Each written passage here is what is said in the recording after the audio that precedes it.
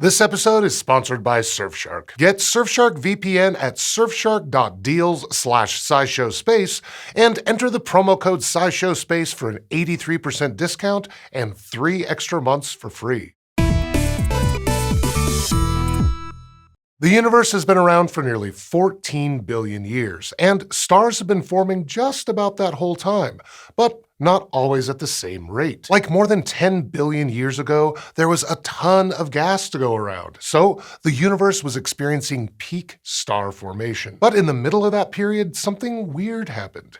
A collection of galaxies just shut off and stopped making stars, and it's been a big mystery why. But last week in the journal Nature, astronomers announced they may have found the start of an answer. There's a common astronomy metaphor out there that telescopes are time machines. The idea is that since light travels at a finite speed, it takes time for the light from a faraway object to reach us. So when we see a galaxy a billion light years away, we're actually seeing it as it was a billion years ago. And that can be super convenient. Like, this means that by studying galaxies that are farther and farther away, astronomers can look back in time and piece together how these structures have evolved. For instance, we've learned that some of the most massive galaxies, like ones with 100 billion stars, formed fast right after the Big Bang. But then about half suddenly stopped making new stars. And it's not like they ran out of matter. They were collecting all kinds of stuff by gobbling up smaller nearby galaxies. So why wasn't that stuff feeding star formation?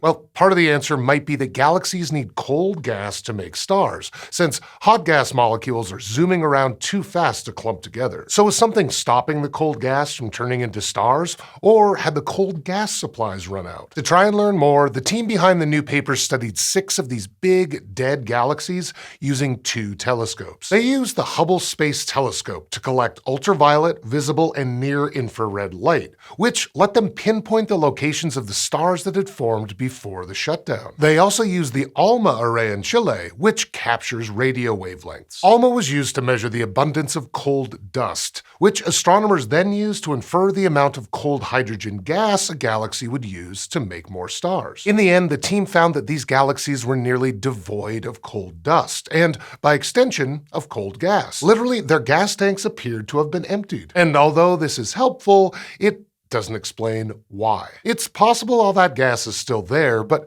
maybe a supermassive black hole heated it up. So it has to spend a lot of time cooling down before it can condense into a star. Or maybe these galaxies quickly burned through what cold gas they had and ejected the rest. Either way, we know that the rest of the early universe was full of cold hydrogen. So something had to have happened to prevent these galaxies from pulling in more fuel. The good news is that also means there's a clear line of questioning this team can take into future research. Our next story comes from even further back in the universe's history. Last week, also in the journal Nature, astronomers announced the discovery of some baby galaxies hiding amongst a bunch of dust.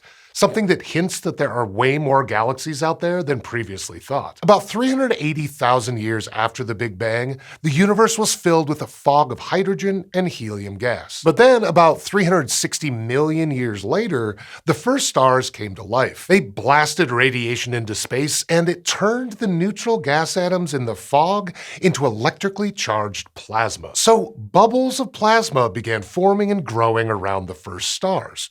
And the epoch of reionization was officially underway. This period lasted until the universe was about 1 billion years old, when enough energy had been pumped out by the first stars and galaxies that the fog was effectively gone. And with less fog, it's a lot easier to study galaxies. So maybe unsurprisingly, most of the ones scientists have looked at formed after the epoch of reionization. But of course, astronomers are still trying to study those first stars and galaxies, ones that still look like they're in that fog, since their light has taken billions of years to reach us. Most research into these galaxies has involved looking for ultraviolet light, since that was the main kind of light creating all that ionized gas. But UV light can also be absorbed by dust. So in this new study, one team decided to use our old friend ALMA to look for longer wavelengths of light. They focused on two baby galaxies, but noticed that there were strong signals at those longer wavelengths that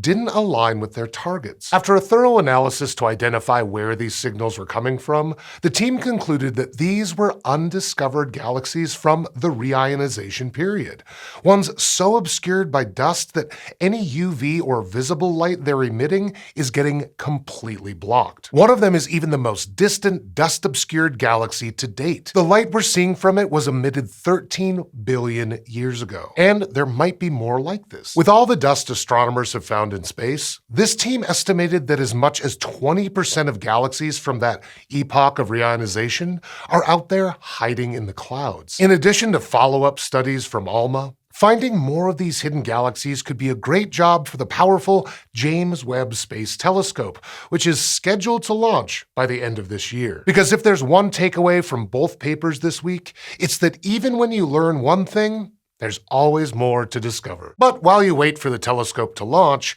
you should stream whatever you want, regardless of location restrictions, with the help of today's sponsor, Surfshark. If you stumble upon content that's restricted by location, Surfshark VPN lets you connect to a server in the country with the streaming rights you need, so you can get access to your favorite international TV shows. You can access platforms like BBC, Netflix, or Hulu from different devices like computers or your smartphone with just one subscription to Surfshark. You can go to surfshark.deals/SciShowSpace to try out Surfshark. And if you use the promo code SciShowSpace, you'll get 83% off and 3 extra months for free. They've even got a 30-day money-back guarantee, so you'll have plenty of time to try it out risk-free.